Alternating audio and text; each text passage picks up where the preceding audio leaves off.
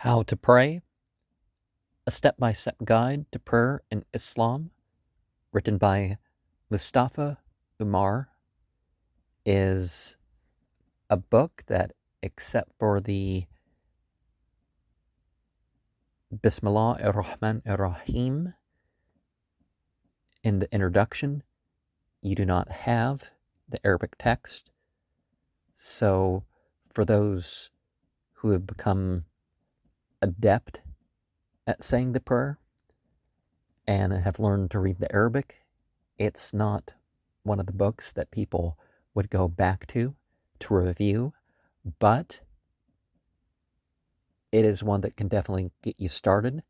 The transliteration is not quite clear enough to be sure in some cases how to pronounce. You should check your pronunciation with somebody who's memorized stuff or can read stuff anyways. But, this, 20 some years ago seemed like the only type of book on saying the prayer, except as contained in bigger hadith books and stuff like that, that was available.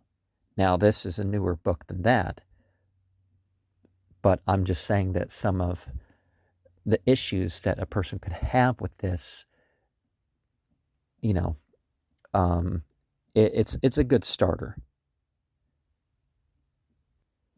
As far as the washing up for prayer, I would draw the distinction that the specific feeling around your ear and, wiping over your head, or the rinsing out of the nose or mouth, is not required in the ablution. The starting and ending of the early afternoon prayer is not made quite so clear. Of course, it's important to remember the afternoon is when the shadow starts to point east. Well, it's not due south anymore. It's, and you can see that. That should be made clear. What exactly to see in the sky, other than the dawn prayer ending at sunrise. The time to say it. Unless you're asleep or something. But of course, you should never intentionally sleep through any prayer time. And the dusk prayer is not really defined in terms of what you see in the sky. And that should be clear.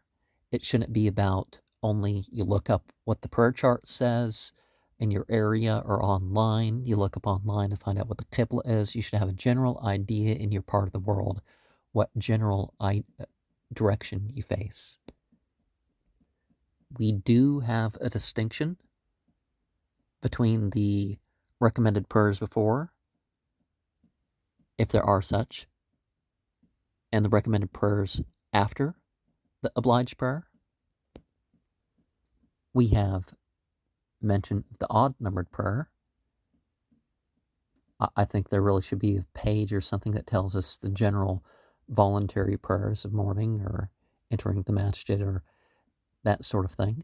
A lot of the books do mention that, so this isn't the best of the books. But as I said, it's one to get you started on the minimums. And if you go to the masjid, there'll definitely be time to take a couple bows before or a couple after or whatever the case of prayer by yourself. And so, one can be able to do those things. And the prayer, I would agree with the purpose of prayer. As far as a general interpretation and how you work up in your life in terms of concentration and devotion that spreads beyond the prayer.